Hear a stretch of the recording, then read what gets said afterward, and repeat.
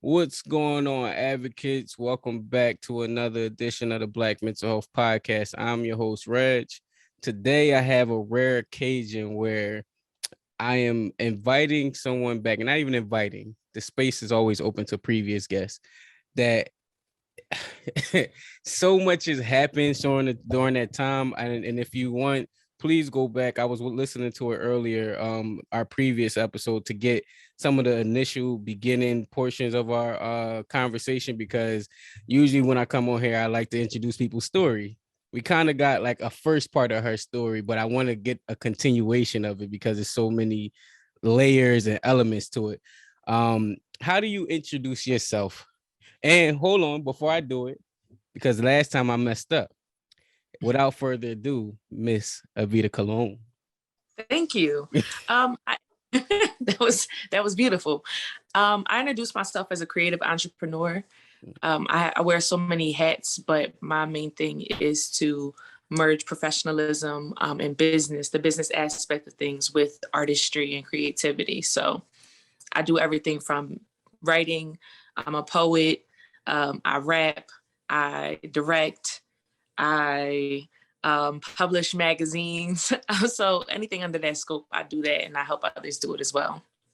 Yeah, and I was looking up the episode to make sure I give y'all the right one, but it's episode 9 if you want to get into like the beginning of her story. And again, it's so many different layers to it that we couldn't cover it all. But I wanted to check back in, especially because I'm sure I haven't been there for all of it, but I got to be at a few pivotal points of like the journey and get to see it. Even the start of like Speak to My Soul. I didn't even know that was the start, because you had done such a great job with, and I just was reading an article yesterday that she just was publishing an article for Voyage magazine. I was just reading it yesterday, and I didn't realize that that was your first time even putting on a production like that when we were in school together, and you would Yeah. never have guessed it by the way of the outcome. And could you speak to some more of that?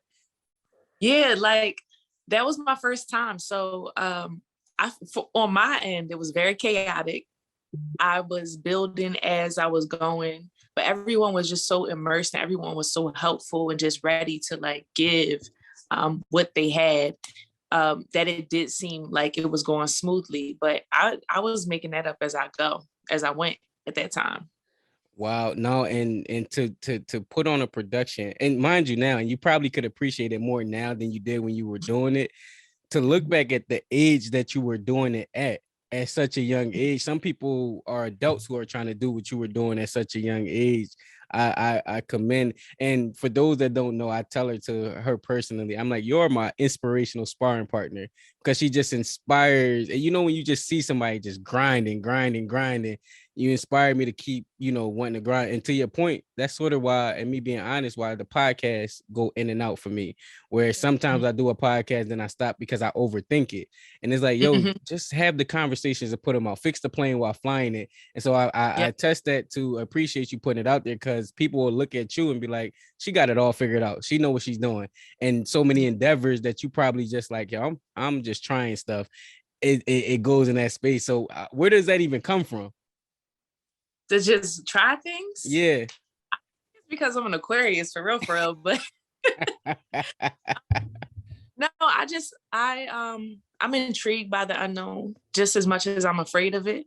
Mm. But like I do lean into the things that I'm afraid of because I'm just so curious. And I I really feel like my inner child is just very curious, and I like really honor that part of me, where you know how children have this invincibility fable where they feel like certain things can't touch them.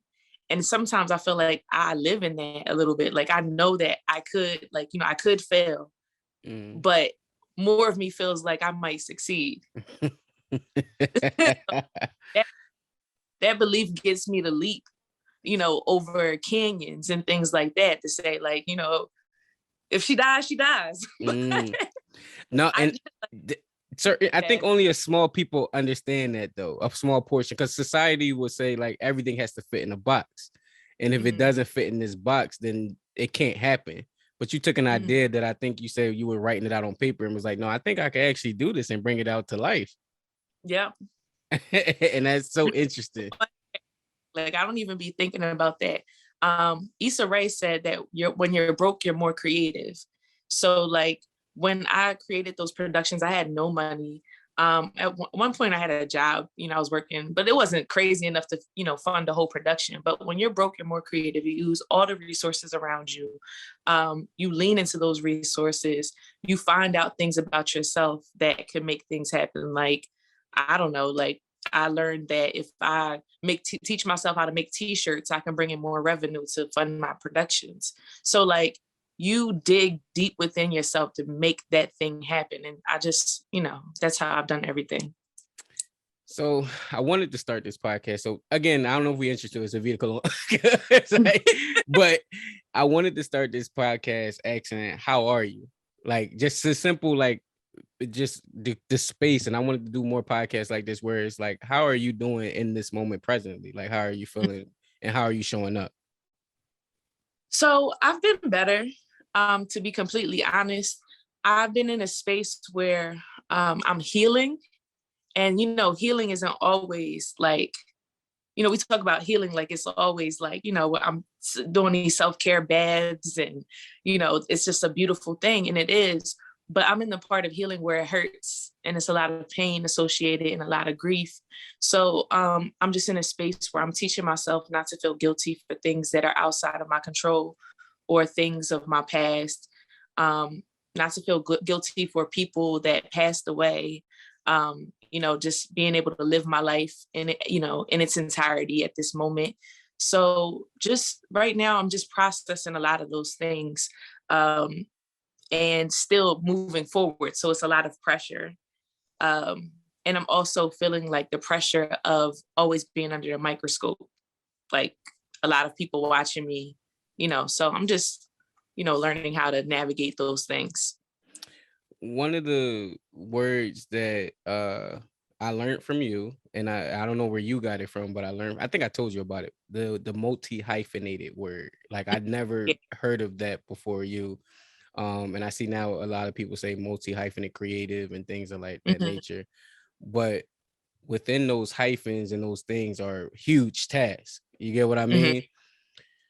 How do you balance all of those things while still having the control, I guess, or the mindset to keep them, juggled up? Like they still are requiring, like you like, for example, one of the things you have is a magazine. And how do you balance even being able to be creative for the magazine, but also balancing the being a mom? Like how does that work for you? Definitely a lot of boundaries. I have to set boundaries with everybody in my life, especially in the business world, because I think because as a creative, our hours are not the same as like, a regular 9 to 5. So people think that they can, overstep your boundary and have you at any time of the day. So I really cut things off at a certain time. So after 5, I don't do any work. That's time for my son. That's time for my family. My son also plays basketball. So I have to like make sure that when I'm at his games or I'm at his practices, that's his time. So I'm not like, in the corner doing work or anything like that. But I've been working on like getting up earlier, getting everything done by 10 a.m. as far as like responding to people and things like that. And then any creativity that I have, between 10 a.m. if I'm on a good day, between 10 a.m. and 5 p.m. Like I try to fill that up with like doing creative projects because I know that takes much longer. I something rang through my head and I want to make sure, I want to see if you remember it. I think a part of creating the boundary, something happened, and I want to make sure I tell the story right with the calendar, with me and you on the calendar. Like, do you remember that story? Because I know that was creating boundaries, and that was a little rift. But we came to some. I'm gonna let you see from your side first. Yeah, no, I didn't. So you were setting a boundary, and I wasn't like. It just came out of left field. So I'm like, damn, like, is he like?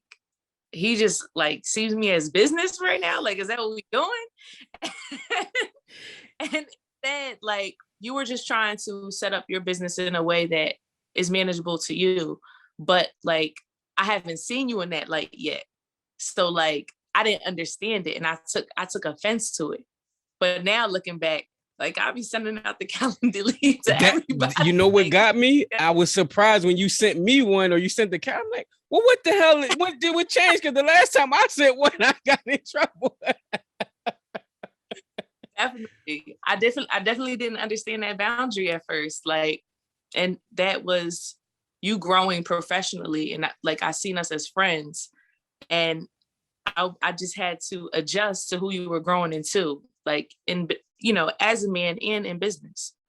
No, and to your point, I didn't even know what I was doing at that point either, because even with that, I don't even use that for friends anymore. It's just like how we just connected now. It was, oh no, cool, I could do it now. But when you're learning and trying to figure out what a boundary looks like, everything looks like it's business. Even scheduling time with your kids or whatever the case is, everything looks like a business, where it's like, no, I learned to, no, I set this amount of time for my family. I set this amount of time for friends or whatever the case may be, but they don't have to get it in that capacity. And I'm sure you understand that too.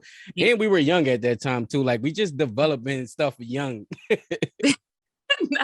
I feel you. Like, yeah, I feel like family and stuff like that, friends, they can, book me in different ways rather than through that. And I've learned that through the process as well too. Right. How to separate those things. And they all look alike too. And if you don't know what, like, it can get conflating, especially to your point earlier about being a creative, where it's like you have to create the boundaries and people have to understand the boundaries that you create too. Like, hey, even with like working with a spouse, and we're gonna get into that, like when is business turn off and when does relationship turn on? Yeah. And I think that is something that I'm currently about to go into, or and I think you remember when the previous podcast before that, it was trying to find, we were doing a relationship podcast, and I'm like, yo, I can't tell the difference between the two now, and that's never good. So as we minds will go there while we're here now. How you are a founder, I should pull it up so people can see, because y'all gotta feel this magic, man. Like y'all can't experience it. I can't, talk it in a way where y'all won't understand it unless y'all see it. But you are doing certain things that I've been, and I don't know if you see it now, but I've been just posting on people's page legendary, because I feel like we don't realize how legendary things is until it's until you got to look back on it and appreciate it, like a football career. Right. Like you can't look at it and like, oh man, that was some good stuff. And so I've been learning that, like now to appreciate it. So talk to me about what's happening in this picture. What are you doing and what's being achieved? What's a part of this legendary moment right here? If y'all listening, y'all gotta go to the YouTube to see it. So in this moment, I curated a gallery for City Hall in Lancaster. And we were honoring Black service people within, the city of Lancaster. So I curated the gallery. I had a photographer go out and photograph different service people, even back to the first Black police officer, which is, he's no longer here with us anymore, but just honoring them in that way. I got a lot of hell for that, but yeah, it was good. It was good. And I was just actually putting up the words on the wall because I was I really wanted to put this quote up there. And I was challenged for that by the city, but, I made it happen. I fought for it till it happened. One of the things I know from you all that we talk about all the time about some of the, or not even all the time when we get a chance to talk about like some of the struggles that you go through with the city to get certain, I don't even call it a love and hate relationship, the development of what you want to bring to the city versus what the city allows. Can you talk about like some of those struggles and some of those, and you don't have to get in specific detail, but just, I'm a creative, I want to do stuff, but there are parameters that prevent me from doing these things. Yeah. So one of my main things with like working with the city and stuff like that is, if you keep trying to knock on a door and they're not letting you in, there's nothing keeping you from still doing what you want to do. It's just, I don't have to work with y'all to do it. So like, that has always been my process with Speak to My Soul, is like, all right, these people don't want to give me funding. They don't want to support me. They don't want to promote me. So I'm going to turn back to my people and say, look, I'm not asking them no more. I'm going to do it myself. So like when I was trying to work with them, there was so much red tape around things that I was spending so much energy advocating for like causes and fighting just to have, just to do the most simplest things, where I could have just created my own event, did it exactly how I wanted to, and I wouldn't have to go through all of that. I could put more energy, invest more energy into making this thing really fit my vision versus compromising because I just wanted to work with, this big brand or in the city, you know what I mean? So I focus on doing what I can with my own platform. And I built my platform because everyone's not going to want to do what I'm doing. They're not going to see my vision. They're not going to accept it. And they're going to say no. And I don't really take no for an answer if I want to get something. I understand it, and that's similar kind of to the journey with this podcast. I see everyone's talking about like mental health. It's a hot button topic right now.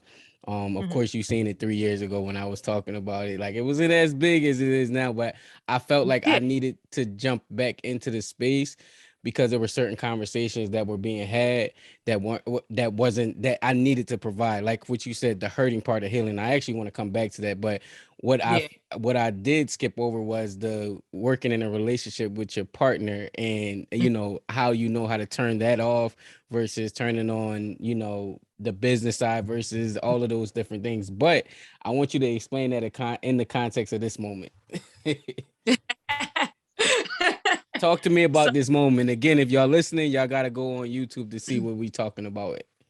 So this moment came from our business together, which we're co-owners for Concrete Rose, which is a Black bookstore, a micro winery, and an intimate performance space. So in 2020, GoFundMe, we were raising money for the cause. And I had a tech issue with GoFundMe. So I called into customer service and I just was busting it up with the girl. She said she really liked what we were doing. She pitched it at a town hall. The town hall happened to be like a bigger thing than I expected. They were actually partnering with Express at that time to help fund people's dreams. So they chose us. Express reached out. And it just kept growing. At first, it was supposed to be like a social media campaign. Then they're like, well, we're going to put you on a billboard in New York, in Times Square. And I'm like, okay. So that's what that moment is. They put us on a billboard. It was part of their Dream Big, I think it's Dream Big campaign. Yeah, Dream Big project. Yeah. And they helped us raise, a bunch of money, and they gave us a $10,000 check, to go toward our dream as well. Mm-hmm. So that's the celebratory part, right? And you go in there. And we're gonna get back to the relationship. I know we talked about it. She has so much, and again, I'm trying to fit a lot. It's a busy person to have it, so don't worry. I might dance around, but we're gonna get everything covered. Talk about the hurdles that it took to get. You already explained the Concrete Rose and some of what it is, but the hurdles of getting it accomplished. Yeah. We're still going through them hurdles right now. So we're the first business like this, period. Like in America, just there's no blueprint for this or anything like that. We will be the first Black woman-owned micro winery in Pennsylvania. So like all of those firsts and stuff like that, it just lets you know it comes with no blueprint. That's one thing. Then we're Black queer women, trying to navigate spaces that are dominated by white males and older white males. So that's another. When we first pitched this idea, everybody was really patronizing us, and it was really irritating me because you know me, when I'm about my business and I'm sure about something, that's it. It's legit. So like I was going into meetings, I had everything laid out. Like we was pitching this to different people, and it was like, oh, that's a cute idea. Like, we don't know how this is going to work. So once we gain traction and we start looking into, spaces to lease, I wanted to put it in my hood. Like I wanted to put it around the corner from where I grew up. So that was another issue. Like, why would you want to put, a winery in the Southeast? Like, You know what I mean? It was just like it's like, why don't you put it downtown?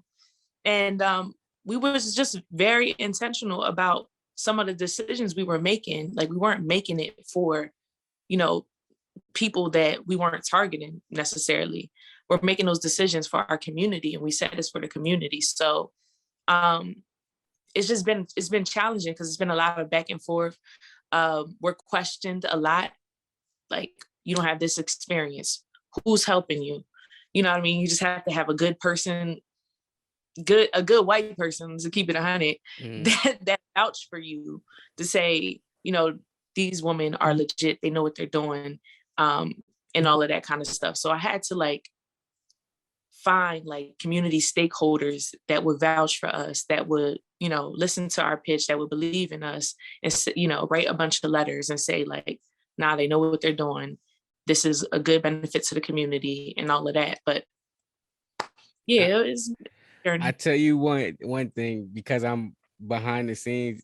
You see what she said, community stakeholders. I can tell you've been writing grants and applying for funding, because that is like key grant language right there. Like, who are the stakeholders in the community, and who do you need to be a part of something to get it accomplished? And I know you're working. Yeah, I have written a few grants. All right, so I think we can get this winery, the part of that, because I think there are 2 Black history moments happening. I'm glad this will probably be the first episode that come out like next week, because Black history or whatever the case may be. So I think this is good. It was a word. So the bar, like you said, was the first thing that ever it was the first thing that's done in this history. But even going into the wine sector, like I don't think you highlight that enough, like, because you're doing so many first, like that is a highlight in itself. Talk more about like that process and some of the hurdles of even getting that done. I don't even know the process, so I might even say something wrong, like going to the distillery or where do you get bottles from, like all of them different things. Yeah. So and there is like, there are other book bars in, you know, around. We're just the one that's actually making wine in house, and, you know, doing all the other stuff that we're doing. So with the wine, originally we was going to do a cafe. It was going to be Speak to My Soul Cafe, but we agreed that we were going to birth something new together rather than make an extension of something that was only mine. So and then we'll talk about that with relationship stuff too. So then so Lisa doesn't really like coffee like that. I love coffee, but it wasn't something we were passionate about. Eventually we tried to do a wine bar, but the liquor licensing for, like, you have to get a full wine license a full liquor license just to sell wine. So what's the cheaper option? Like, you know what I mean? Like, when you're broke, you're creative. What's the cheaper? The cheaper option is to think of it as, you know, a brewery. They're making their own beer and all that kind of stuff. So we're like, well, we don't want to make beer, so let's look into how to make wine. And we did all of this during a lockdown. So, like, you know, classes that were $600 in Napa was online for like $10. So we took them all. Like, we took all these wine classes. We was drinking wine like the whole lockdown. Like, and the only thing that we could really drink was grocery store wine. So like, that just taught us like to teach our palates, you know, different notes and aroma, things like that. And we didn't have nothing but time. So it was like, let's read, let's go order some books. And we was just ordering books and reading and all that. And we finally took a class. We took a winemaking class, and we realized how easy the process is. Now, there's a lot of creativity, and, like, you know, once you start to, I guess, get into it, you'll start adding little stuff and all of that. But it's a pretty basic process. It's not that hard. I've been not confusing the two. I've been trying to separate the two of something being simple and not easy. It's simple, it's basic, the steps are basic, but it's not easy. And because you're doing it, it kind of like it makes people think it's less it's more harder than what it is. Like, it's like, no, it's work. Like, don't get it messed up. It's still work, but it's a simple process that if you follow it, then you can get some of these things accomplished. And I think you've been adamant about that in all of the endeavors that you have in what you do. One of the things I wanted to highlight too, was Black Voices, because that's in the realm of the everything that she's doing. I'm tell y'all, like I might not even get to the music, the album. Like I've been wanting to get to a lot of things I want to get to, but how did that come about? Why was Black Voices as important? And again, I'm thinking of it being Black History Month, like just trying to, it's just funny how everything works together. So just talk about the spirit behind Black Voices. I think I got my copy right here. Just talk about it. So Black Voices came about around, the unrest of 2020. I was in a lot of community conversations. I was in a lot of conversations with the city, the mayor, all that kind of stuff. And everybody was trying to organize, which I understood. Me, that I've been, organizing and doing things for quite a while. So I was looking at ways for us to really come to solutions. I know that all of our feelings and emotions were valid, they were high, but I was kind of concerned at, I guess, all of the performative activism that was happening. So a lot of white publications started to really like come to our communities and ask questions that they've never asked us, start to a bit more. And I felt like we were being exploited. So I released, I think it was like a 3-point plan for, what is the words I'm looking for? I released the 3-point plan from Speaks to My Soul to address what was going on in our communities at that time. And one of them was to create the Soul Tribe. And that is a collective of Black creatives that can learn how to, they can learn how to merge their creativity with entrepreneurship. So that was one. That teaches us how to give back to our community as professional creatives. The other one was Black Voices magazine, and the other one I forget the third one, but I did all of those 3 things. So I didn't know how far this was going to go. I just the intention of this magazine for us to be able to express ourselves without it being watered down. Because when we do interviews with publications, a lot of them was taking out a lot of like raw, intense feelings that were valid at that time. So I'm like, look, y'all can submit your art, your poems, your feelings, your articles, and I'm gonna publish it. I'll clean it up, just for editing purposes, but like what you say and what you feel, that's what we're gonna put in the magazine. And I wanted to also, I was very intentional about like how it felt, because like, think about it, we was looking at our screens for a whole year, year and a half or more. So I was like, I want to only put this out in print. I don't want it to be online. I want it to feel good in people's hands. I want it to like, when people get it, they feel like at home. So like I started to add like lavenders to it, like good scents to like, some of the packaging. Look, there you go. I got it. And like, it came through. I was like, oh. Sure. Just little affirmations of love. So like when we did get it, and no matter who got it, it felt at home. But it was definitely my, love package to our community. And everybody reads it. So they all felt that.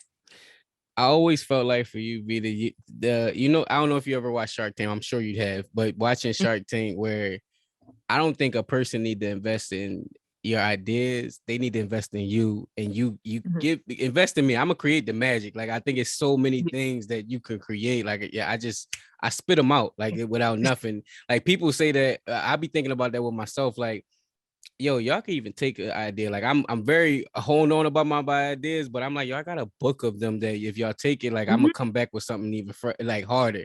And it's like, yo, you could take the what do they say? You could take the recipe, but you ain't got the sauce that is gonna make it.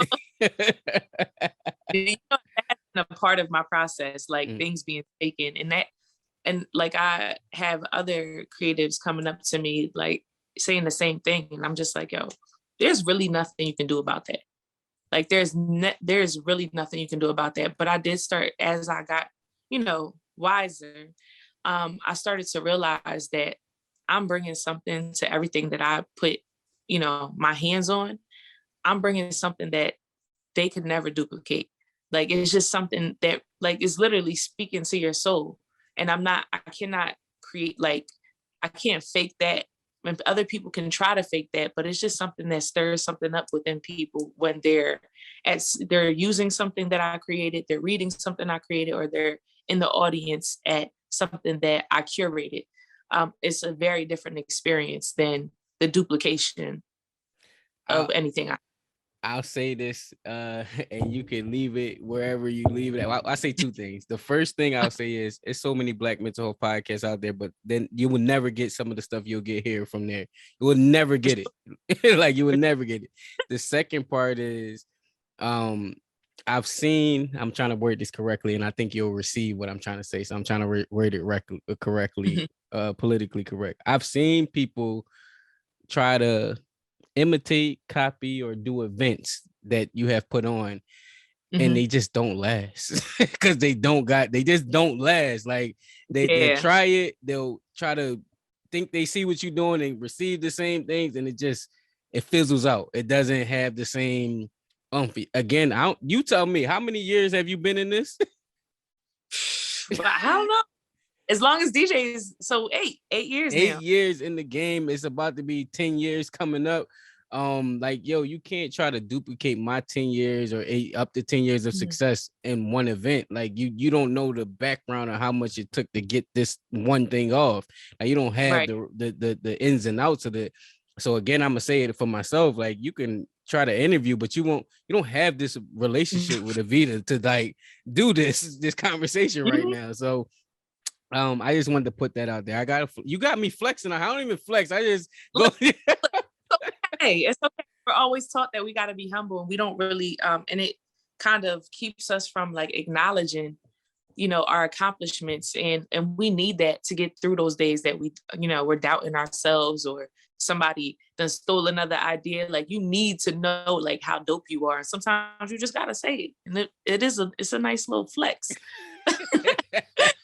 That's why I just started putting the numbers out there. I'm like, yo, let's come back when they got the numbers. The other question on a more serious note, and you said it earlier, but I wanted to circle back and make sure we gave it its space that is needed. That you're in the process of hurting while healing, and I think that's so key, because there's a movement of like self-care and the pretty side of mental health, but no one's talking about the generational, like the trauma, or not speaking. Like, I'm in that space right now where I'm like trying to find, I reconnected with my dad, and then I'm like, you know what? Like, you still an ain't shit nigga. And I'm trying to, like, I was excusing, oh, you went through things too. Like, you going through things, so I can understand it. But now as a man, when you disappoint me, now I'm ready to square up. But you are still you. So it's like giving your parents grace, but also, being able to protect your feelings at the same time. So just however you want to go about it, because I know you spoke about it openly on social media about being in therapy now, like that component of like healing and how like it looks for you. Yeah, so I'm in therapy, like with everything that I go on, that I got going on, like I go to therapy every week. So I make sure that that's something that I'm investing in. I don't care what my finances is looking like that's a priority for me, because I know how I've been in the past with my mental health, and how broken I was in the past without that type of support.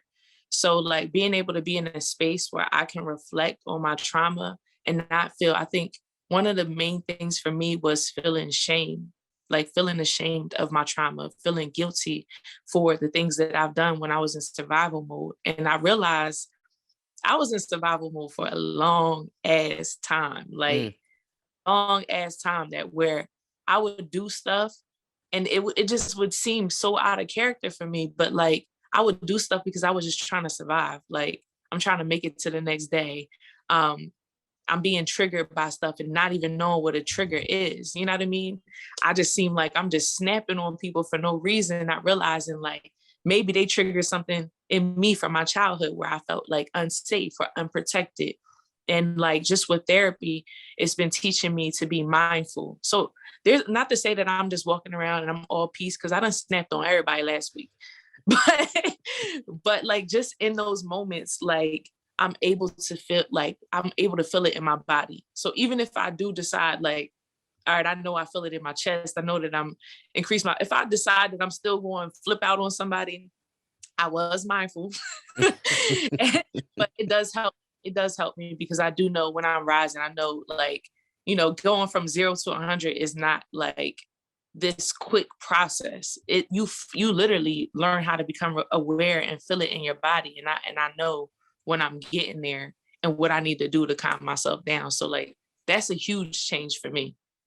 Nah, I read a book maybe like 3-4 years ago, and I wish I had it up in front of me. And it talked about like you see the layers of your anger, like it's almost like a ladder. You see it climbing, but sometimes Yeah. we're like unwilling participants, and then we're willing. We know that it's happening, but we just don't stop it Yeah. sometimes. And so, and mind you, Vita, you know me for so long. I've learned that the reason why I laugh so much and make jokes of things so much is because I know I can also take things very serious, that it doesn't need to be that serious. Like I can overreact really quickly. So it's like, oh, you always playing around? Are you laughing? It's because I don't want to take it too serious where it's just out of context. And it was like, whoa, bro, like that wasn't even like what that was supposed to be. Like you just went way too extreme, way too far. And that didn't need to go that way. So just that's so key to self-awareness, because I don't think people know that, you can stop this ladder of like whatever it is at any time once you get the tools and techniques to do it. Yeah. Yeah. And I learned because I was angry, and that's a valid feeling, but I learned that anger is secondary to hurt. So instead of me saying all the time, like, I'm mad, I'm angry, yeah, I'll say that, but I'll really acknowledge like, yo, you hurt me, or you hurt my feelings. And it was so like, I was battling with ego because I'm like, I'm not about to be telling people they hurt my feelings. I sound like a little ass kid. But like, no, like I just tell people like, yo, that really hurt my feelings. I had this expectation of you. I feel disappointed. Like, just being able to have those conversations, it actually has went over better than I feared it would go. So a lot of people are really into that. No, I think that's language that's not familiar to our community though too. Like I think that's language that we have to learn to put in. Like with DJ, you're giving him them tool sets now that he'll be able to communicate that, where I think, like you said, it's a secondary action. I learned about a feelings wheel, like where there are deeper emotions. I'm like, wait, that might be that. Like it shows up as this, but this is the real emotion. So it kind of challenged, it kind of expanded the scope of the feelings that were possible for me to feel at that moment. And I think that's language that I think our generation, I think millennial generation, is now integrating within our family structures because it wasn't there before. Yeah, I realized that through therapy, I'm teaching like the elders in my family how to like, process certain things, how to navigate certain things, how to like, give themselves grace and heal from a lot of things. So I'm, kind of the youngest, but everybody's learning from me. How do you manage that? That goes back to managing, because it's a huge responsibility. Of course, my podcast, doing work with Black Men Hill, doing these works. Now people are looking at me. Now they want to have these type of conversations, and sometimes I just want to be the son, the brother. I don't want to just have these type of conversations. I do that enough with the podcast. I don't want to have that all the time. But I think you have a responsibility in your family, like structure and hierarchy, to give space, because they're not necessarily as open as you are to go and getting that type of language. Like they'll receive it from you, but they may not receive it from somebody else. How do you balance that hierarchy? It's really hard. I mean, like I said, and like I feel like a lot of people talk about boundaries in our culture now. Like it's big, like they're just throwing it out, but like it's really like boundaries are really important, but they're really hard to like establish. Like people will meet you with resistance. They will meet you with anger. They will make you feel bad and guilty. And you know what I mean? There's so many ways that can go. And like, that's not talked about enough. So like, I've been through all of those motions. Like, yo, I can't really talk to you about this right now. Like I came to you with a problem and now you venting back to me. Like this is not a conversation. Like, I need you to listen to me. So like being able to say those things without feeling like a complete asshole, like I just, you know what I mean? I had to practice, like I'm still practicing that, like not feeling ashamed of setting a boundary. But like it's a lot. It's a lot for like, you know, to have your grandparents coming to you about their problems. And it's like, I ain't even lived long enough for this to be giving you advice. But you know, if I'm available, I provide them with that space, because if I don't, then who is? Yeah, no, that's true. And who are they going to get it from? Or they're not going to go seek it, and it got to come from you're the choice of medium that they choose to receive this to. But I've learned that to remove, as I'm growing older, like you said, I haven't been alive long enough to even deal with half of the problems that you went through. I removed the family. What's the word? I removed the connotation that describes them. You're no longer Yeah. mom. You're no longer dad. You're no longer, you're this human being. But I can't remove the feeling that is attached to this person. And so it's Yeah. still like struggles of like, yeah, I understand that you went through whatever you went through, but I'm still your son, or whoever the Right. relationship is. It's still like a delicate balance of like what you have to do. But I'll say this: look, hey Vita, you're gonna be proud of my growth. Look how I float back into this. One relationship that you can't, it's hard that as an everyday relationship that you have to do that with is your spouse. And that is, I think, for me, one of the toughest ones in the world, Yeah. because with a person that you're not living with, or you can kind of like, you know what, let me take a week break or whatever, we, Yeah. we can attach a month, so whatever the case may be. But you gotta see that every night, or you gotta Every day. and that's a whole different conversation right there. So as I was trying to get to, we finally got back to it. How do you balance that within your relationship, business, all of it, all of it? So it's definitely a practice that I'm still practicing.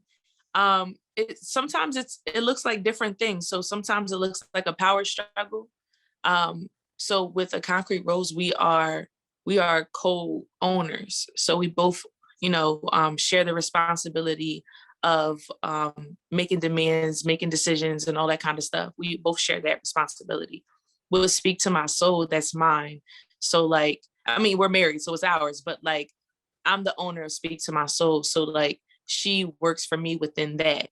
And then she has her business, which I work for her in that. So it's like sometimes there is a power struggle, but we have to like continue to communicate and let each other know. It's like extra reassurance.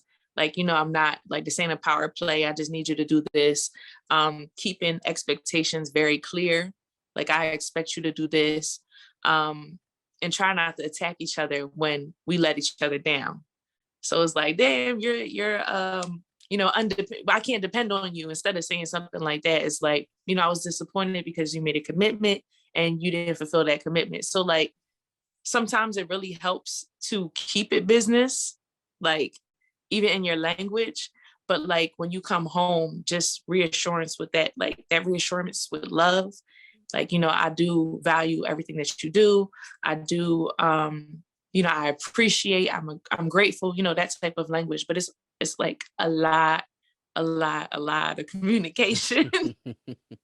And even that can go left. So, bro, I get in trouble who for over knows? communicating. It's like you talking too much. I just try to like make sure I understand, like, or like you just talking. Like I got it the first time. Like, why do you keep talking? I'm like, yo, I just want to make sure it's clear. But and like you said, you can get in trouble for that moreover. Speaking of your relationship, congrats on the marriage. You Thank both of us, I'll say you had it first because you had a pandemic marriages where Yeah. it happened during the pandemic. I was listening to our old episode or our previous episode where you were talking about some of the struggle of being in the same sex relationship with family responses and things like that.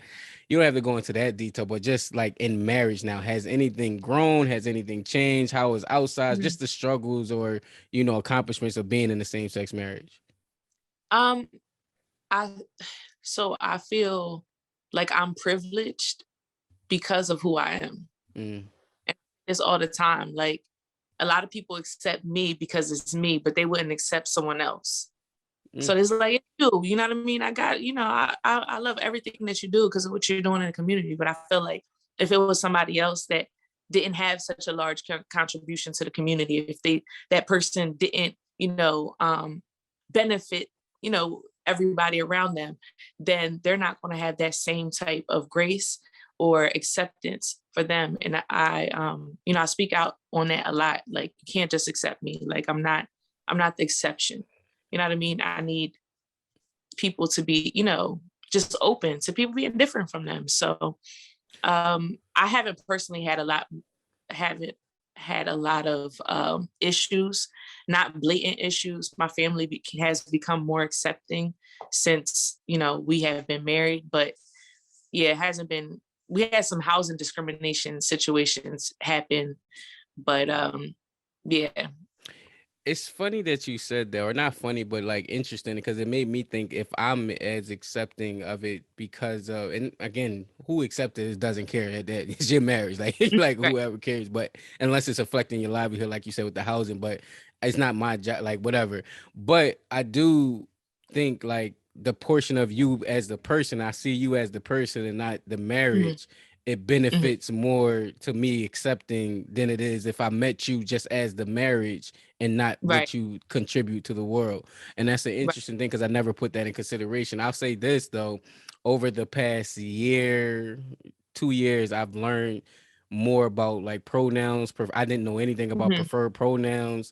Mhm. Um, I think they're making space for different ideologies and different conversations, just learning more. And I think I try to be the most open person in the room, but I'm learning that there are barriers that I still have blocked up that I'm not realizing. Uh, and I think there's a huge education component that's missing from the Black community when it comes to the LGBTQ plus community, where Mhm. and I think I forgot who said it. I was watching an interview and they said we're not not homophobic. What's the word? He said emotionally ignorant. Mhm. Like you just ignorant to it. And because you don't know, you kind of like just like that's over there. But there Yeah. should be some educational, not requirement, but integration of it, because there's such we fear of the unknown, or people fear because they don't know, and it's just like I don't want to learn something else, like it's too much. But then I look at like animals and how complex the animal, but we feel like Mhm. humans are like one way. Different. Yeah, for sure. For sure.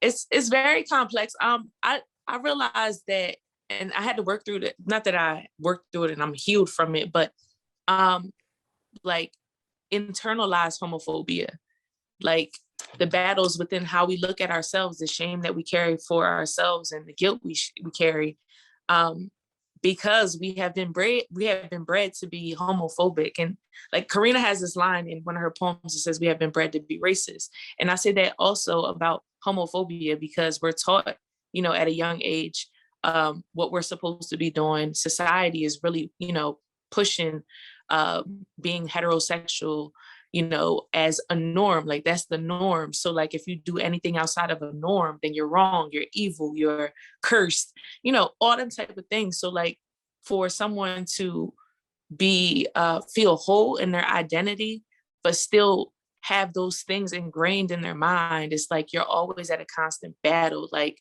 I identify as bisexual. So, and usually I just use queer because of all the biphobia about like in the LGBTQ community and in the straight community.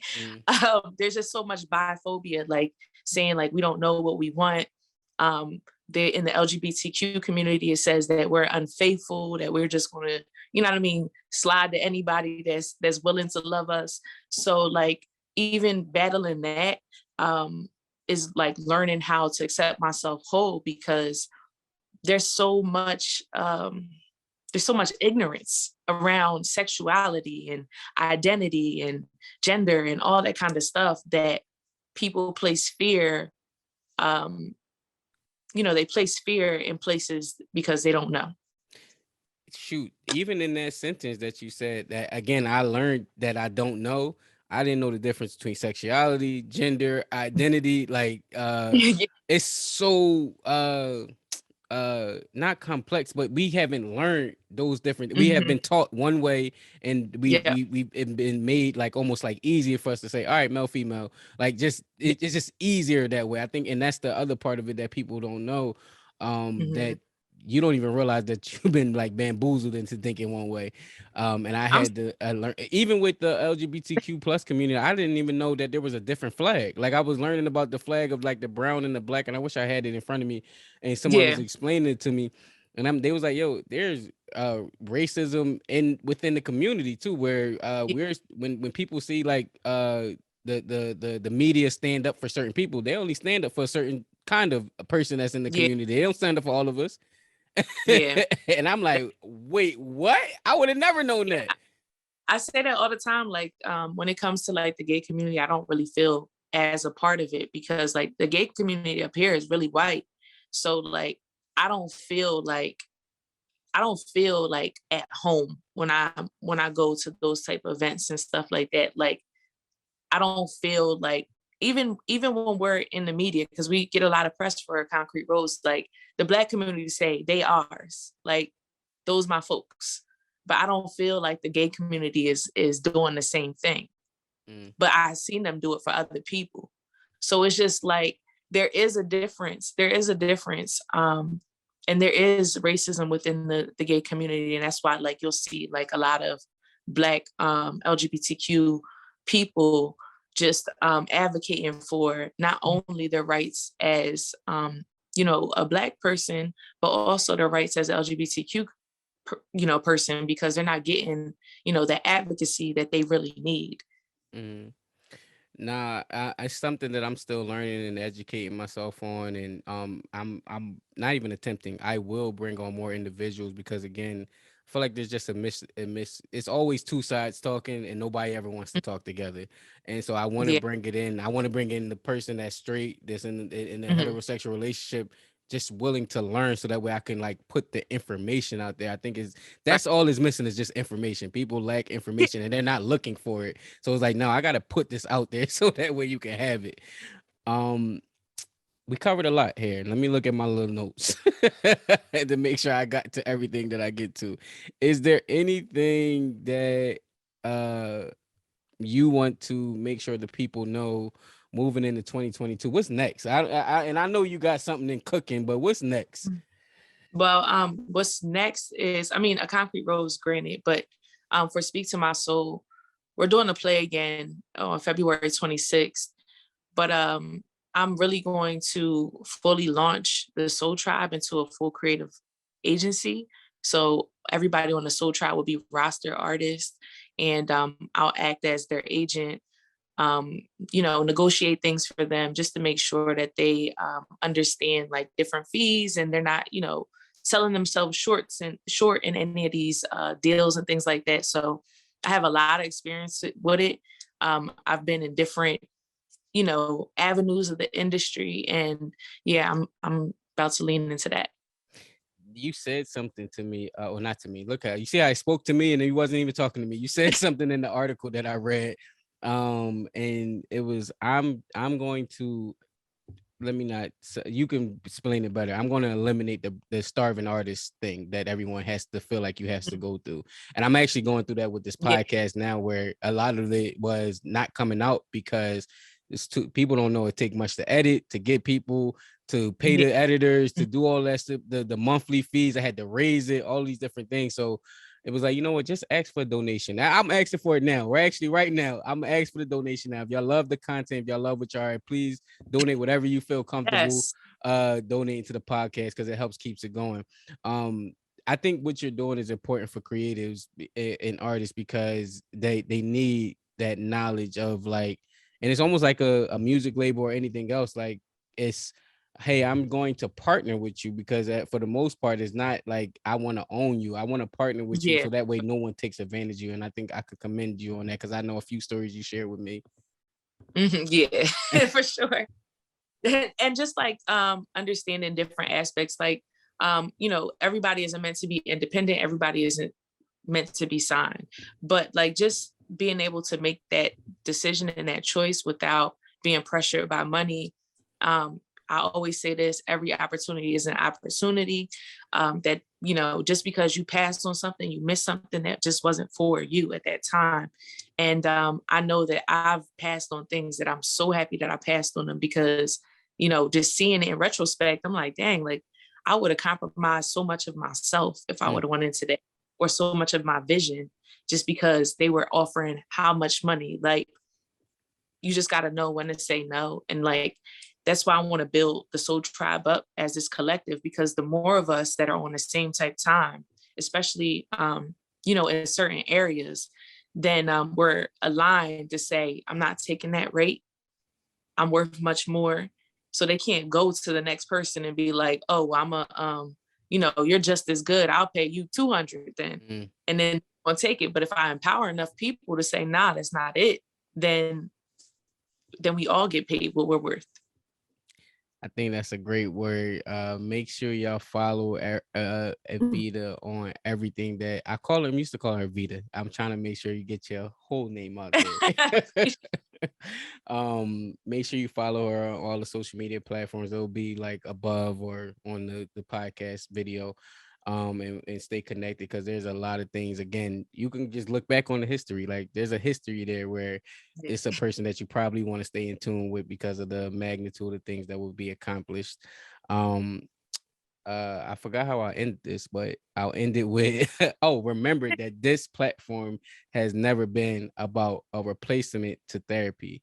It's an alternative place where people share therapeutic stories. Please go subscribe, follow, leave a review on Apple Podcasts. That's where I love the reviews. They love all that stuff. And we'll see y'all next week with another episode.